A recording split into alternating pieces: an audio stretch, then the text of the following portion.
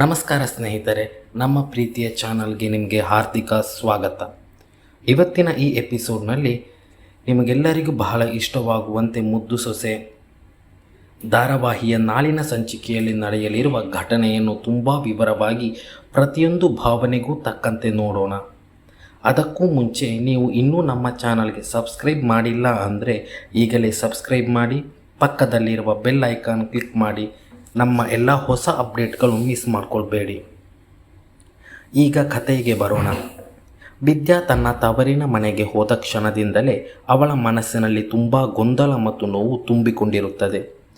ಇಷ್ಟು ದಿನ ತನ್ನ ಗಂಡ ಭದ್ರನಿಂದ ದೂರ ಇದ್ದದ್ದು ಸಾಕಾಗಲಿಲ್ಲ. ಈಗ ಮತ್ತೆ ಅವರನ್ನು ದೂರ ಮಾಡಿಬಿಟ್ಟರು ಅನ್ನೋ ಆಕ್ರೋಶ ಅವಳ ಮಾತುಗಳಲ್ಲಿ ಸ್ಪಷ್ಟವಾಗಿ ಕಾಣಿಸುತ್ತದೆ. ಅವಳು ತನ್ನ ತಾಯಿಯ ಮುಂದೆ ನಿಂತು, ನಿಮ್ಮ ಮಾತು ಕೇಳಿ ನನ್ನ ಸಂಸಾರವೇ ಹಾಳಾಯಿತು ಅಂತ ತುಂಬ ನೋವಿನಿಂದ ಹೇಳುತ್ತಾಳೆ.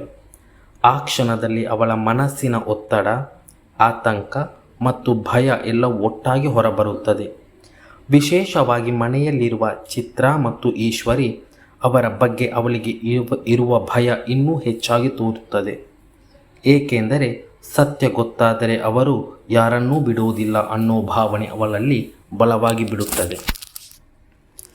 ರತ್ನ ಮತ್ತು ಚಿಲುವ ಅವರು ತಮ್ಮ ತಪ್ಪನ್ನು ಅರಿತುಕೊಂಡು ಇದನ್ನು ನಾವು ಸರಿಪಡಿಸಬೇಕು ಅಂತ ನಿರ್ಧಾರ ಮಾಡಿಕೊಳ್ಳುತ್ತಾರೆ. ಇತ್ತ ಭದ್ರನ ಮನೆ ಪರಿಸ್ಥಿತಿ ಇನ್ನೂ ಕಷ್ಟಕರವಾಗಿರುತ್ತದೆ. ಅವನು ವಿದ್ಯಾ ಇಲ್ಲದೆ ಒಂದು ಕ್ಷಣವೂ ಇರಲಾಗದೆ ತುಂಬ ಬೇಸರದಿಂದ ಕಂಗಾಲಾಗಿರುತ್ತಾನೆ.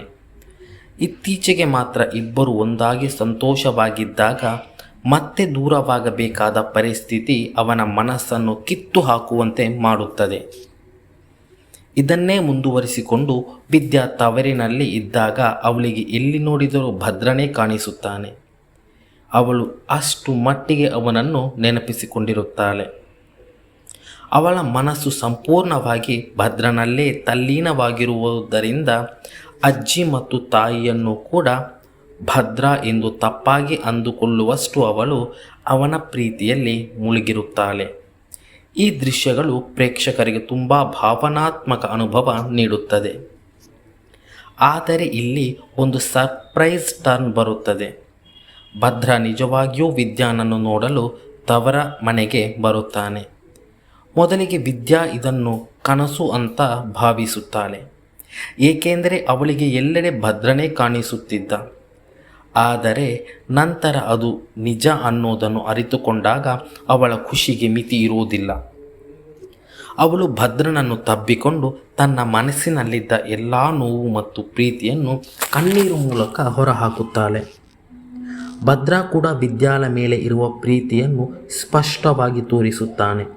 ನಿನ್ನನ್ನು ಬಿಟ್ಟು ಇರೋಕ್ಕೆ ಆಗ್ತಾ ಇಲ್ಲ ಅಂತ ಹೇಳಿ ಅವಳ ಜೊತೆಗೆ ಇರುವುದು ತನಗೆ ಎಷ್ಟು ಮುಖ್ಯ ಅನ್ನೋದನ್ನು ಹೇಳುತ್ತಾನೆ. ಅವರಿಬ್ಬರ ನಡುವಿನ ಈ ಪ್ರೀತಿ ಮತ್ತು ಬಂಧ ಪ್ರೇಕ್ಷಕರ ಹೃದಯವನ್ನು ಮುಟ್ಟುವಂತಿರುತ್ತದೆ. ರತ್ನ ಮತ್ತು ಮನೆಯವರು ಇದನ್ನೆಲ್ಲ ನೋಡಿ ಸಂತೋಷಪಡುತ್ತಾರೆ. ಆದರೂ ತಮ್ಮ ತಪ್ಪಿನ ಬಗ್ಗೆ ಒಳಗೊಳಗೆ ಬೇಸರ ಪಡುತ್ತಾರೆ. ಮುಂದೆ ಭದ್ರ ಒಂದು ಮಹತ್ವದ ನಿರ್ಧಾರ ತೆಗೆದುಕೊಳ್ಳುತ್ತಾನೆ. 1 ವಾರ ಕಾಲ ವಿದ್ಯಾ ಜೊತೆ ತವರಿನ ಮನೆಯಲ್ಲಿ ಇರುತ್ತಾನೆ ಅಂತ ಹೇಳುತ್ತಾನೆ. ಅದಕ್ಕಾಗಿ ಶಿವರಾಮೇಗೌಡರಿಗೆ ಫೋನ್ ಮಾಡಿ ವಿಚಾರಿಸಿದಾಗ ಅವರು ಕೂಡ ಒಪ್ಪಿಗೆ ನೀಡುತ್ತಾರೆ. ವಿದ್ಯಾ ಖುಷಿಯಾಗಿರುವುದು ಮುಖ್ಯ ಅಂತ ಹೇಳಿ ಇಬ್ಬರಿಗೂ ಸ್ವಾತಂತ್ರ್ಯ ಕೊಡುತ್ತಾರೆ. ಈ ಕ್ಷಣ ಕುಟುಂಬದ ಒಗ್ಗಟ್ಟು ಮತ್ತು ಪ್ರೀತಿಯನ್ನು ತೋರಿಸುವ ಅತ್ಯಂತ ಮುಖ್ಯ ಸನ್ನಿವೇಶವಾಗಿರುತ್ತದೆ. ಇದಾದ ನಂತರ ಭದ್ರ ಮತ್ತು ವಿದ್ಯಾ ಇಬ್ಬರೂ ತಮ್ಮ ಜೀವನದಲ್ಲಿ ಮೊದಲ ಬಾರಿಗೆ ಯಾವುದೇ ತೊಂದರೆಗಳಿಲ್ಲದೆ ಒಟ್ಟಿಗೆ ಸಮಯ ಕಳೆಯುವ ಅವಕಾಶ ಸಿಗುತ್ತದೆ. ಅವರು ಹೊರಗೆ ಹೋಗಿ ಸುತ್ತಾಡೋಕೆ ಯೋಚನೆ ಮಾಡುತ್ತಾರೆ. ಮದುವೆಯಾದ ಮೇಲೆ ಎದುರಿಸಿದ ಎಲ್ಲ ಸಮಸ್ಯೆಗಳ ನಡುವೆ ಇಂತಹ ಒಂದು ಸುಂದರ ಸಮಯ ಇವರಿಗೆ ಹೊಸ ಆಸೆ ಮತ್ತು ಸಂತೋಷ ನೀಡುತ್ತದೆ. ಒಟ್ಟಿನಲ್ಲಿ ನಾಳಿನ ಸಂಚಿಕೆ ತುಂಬ ಭಾವನಾತ್ಮಕ, ಪ್ರೀತಿಯಿಂದ ತುಂಬಿದ ಮತ್ತು ಕುಟುಂಬದ ಮೌಲ್ಯವನ್ನು ತೋರಿಸುವಂತಿರುತ್ತದೆ. ಪ್ರತಿ ದೃಶ್ಯವು ಪ್ರೇಕ್ಷಕರ ಮನಸ್ಸಿಗೆ ಹತ್ತಿರವಾಗುವಂತೆ ಮೂಡಿಬರುತ್ತದೆ. ಈ ವಿಡಿಯೋ ನಿಮಗೆ ಇಷ್ಟವಾದರೆ ತಪ್ಪದೆ ಲೈಕ್ ಮಾಡಿ, ನಿಮ್ಮ ಸ್ನೇಹಿತರ ಜೊತೆಯೂ ಶೇರ್ ಮಾಡಿ. ನಿಮ್ಮ ಅಭಿಪ್ರಾಯವನ್ನು ಕಾಮೆಂಟ್ ಮೂಲಕ ತಿಳಿಸಿ.